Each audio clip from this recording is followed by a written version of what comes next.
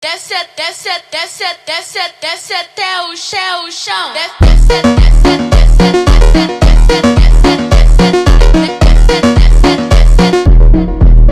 Oh my god. Tapi bohong.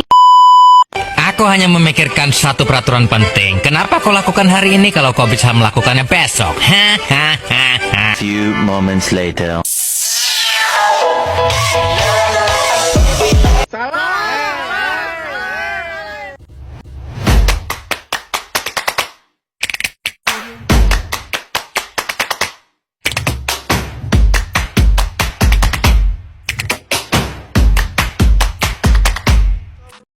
Assalamualaikum warahmatullahi wabarakatuh. Perkenalkan, nama saya Rama Saputra. Saya dari kampus Institut Miftahul Huda Subang. Di sini saya ingin menyelesaikan tugas ujian akhir semester, yakni mata kuliah Akhlak Tasawuf, program studi Hukum Keluarga Islam, semester 1 tahun akademik 2025-2026. Dosen pengampu yakni Ibu Eis Nur Khalifah, SHMH. Alhamdulillahirrabbilalamin wabihi nasta'in wassalatu wassalamu ala asrofil anbiya'i wal mursalin wa ala alihi wa sahbihi ajma'in amma ba'du. Pertama-tama dan yang paling utama dan yang lebih utama, marilah kita panjatkan puja dan puji syukur atas kehadirat Allah Subhanahu wa taala yang telah memberikan kita kenikmatan jasmani dan juga kesehatan rohani, sehingga saya dapat mengerjakan tugas ujian akhir semester ini. Dan yang kedua, salawat beserta salam tidak lupa saya curahkan dan saya limpahkan kepada junjungan kita, Nabi Nabiullah wa Habibina Nabi Muhammad Sallallahu Alaihi Wasallam, yang telah menjunjung kita dari zaman kegelapan sampai zaman terang benderang, dari zaman jahiliyah sampai zaman Islamiyah, dan dari zaman Umar bin Khattab naik unta sampai zaman Pak Prabowo naik mobil Toyota. Dan tidak lupa yang saya hormati yakni Ibu dosen pengampu pelajaran mata kuliah akhlak tasawuf, yakni Ibu Eis Nur Khalifah, SHMH, dan teman-teman kuliah yang saya hormati dan juga yang saya cintai seperjuangan. Langsung saja, materi yang saya akan jelaskan yaitu mengenai tentang pengertian dari akhlak tasawuf. Secara sederhana, akhlak tasawuf adalah perpaduan antara dua konsep. Yang pertama akhlak, yang kedua tasawuf. Akhlak yaitu suatu tingkah laku kita, bagaimana kita melahirkan perpaduan jiwa kita. Perbedaan akhlak dengan adab itu berbeda sangat jauh. Kalau akhlak itu pada dasarnya termasuk ke dalam jiwa kita, sedangkan kalau adab itu adalah perlakuan kita. Bisa disebut kalau akhlak itu adalah akar dari sistem pohon, sedangkan adabnya itu adalah daun. Ketika akar tersebut tidak ada, maka tidak ada daun tersebut. Dan yang kedua itu tasawuf.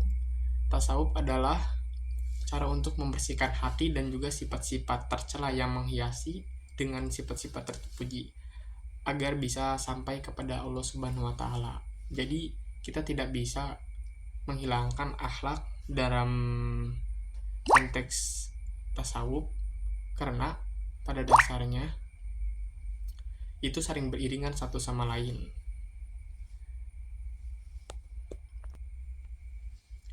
Kemudian pada bagian kedua yaitu tentang sejarah akhlak tasawuf.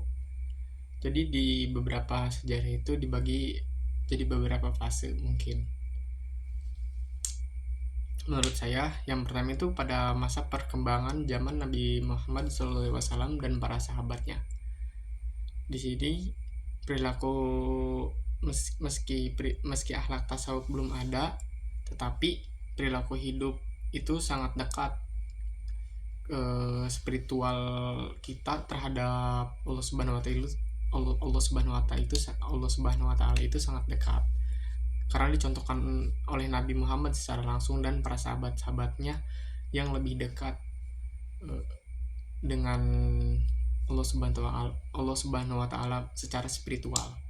Nah, kemudian dalam fase kedua yaitu pada abad 1 dan 2 Hijriah muncul sebagai reaksi terhadap gaya hidup mewah para penguasa gitu.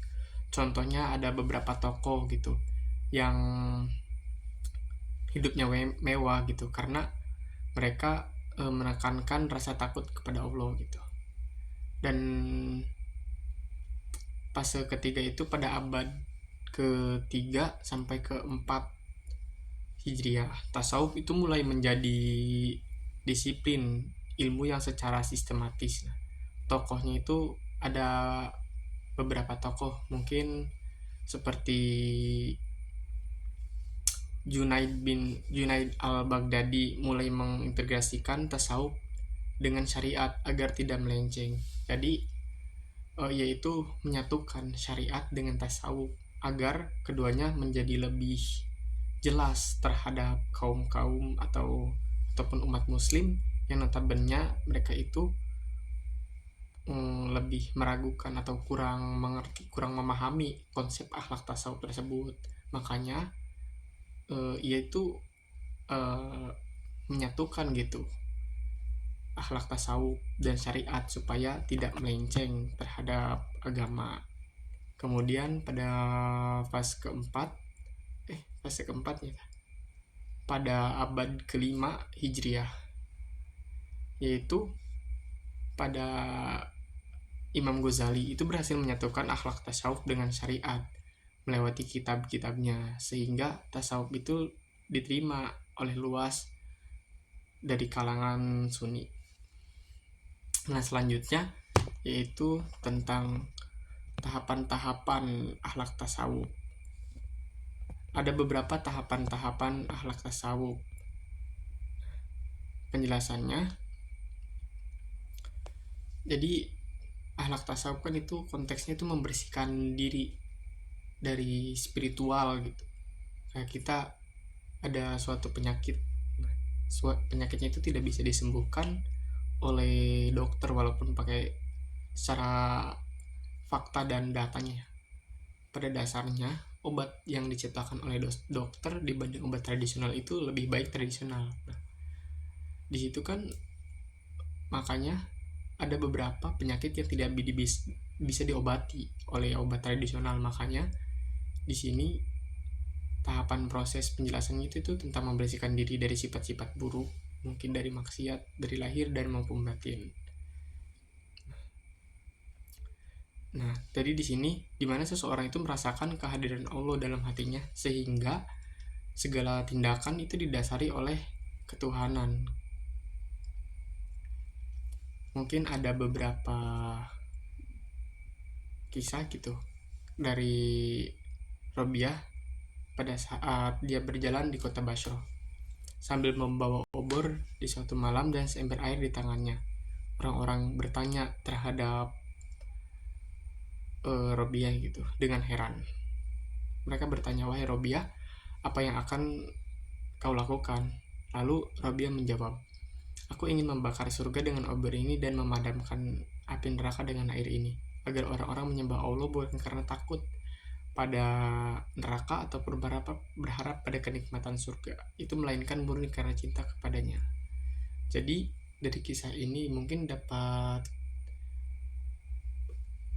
mengajarkan dan menyimpulkan bahwa puncak dari akhlak tasawuf itu bukan untuk mencapai sesuatu yang kita inginkan, melainkan ketulusan kita kepada Sang Pencipta kita gitu. Karena pada dasarnya orang-orang itu ingin melakukan sesuatu, tetapi mereka ingin mengharapkan sesuatu tersebut. Kayak kita ingin membantu orang lain gitu. Nah, tetapi kita juga mengharapkan imbalan dari orang lain. Makanya di situ Robiah itu bahwasanya ingin membuka pikiran mereka bahwa tidak seperti itu pelajaran akhlak tasawuf. Karena pada dasarnya di dalam konteks pembelajaran akhlak tasawuf itu tentang membersihkan diri dan jiwa dari sifat-sifat yang buruk. Nah, makanya di situ kan ada beberapa sifat yang buruk karena kita hanya ingin berbuat baik itu mengharapkan kenikmatan dari surganya Allah gitu. Kemudian yang terakhir itu satu sunni yang saya ketahui ajaran akhlak tasawuf mungkin dari Siti Robiah ya, yang tadi sudah saya jelaskan dan termasuk ke dalam tahapan-tahapannya. Mungkin cukup sekian tugas UAS saya dalam membuat video pelajaran akhlak tasawuf. Mohon maaf bila ada beberapa kesalahan kata, dan apabila ada kata-kata mungkin yang tidak dapat saya jelaskan ataupun kurang, selebihnya mohon maaf, karena ada beberapa patah kata itu yang dipatah-patahkan menjadi beribu-ribu patah kata, tetapi kesalahan itu bukan datang dari siapapun, karena pada dasarnya apabila saya ada kesalahan mohon maaf, dan apabila ada kata-kata yang benar mungkin itu datangnya dari Allah Subhanahu wa Ta'ala, karena saya hanya menyampaikan bukan mentakdirkan. Burung Iran burung cendrawasih, cukup sekian dan terima kasih. Wassalamualaikum warahmatullahi wabarakatuh. Julius is the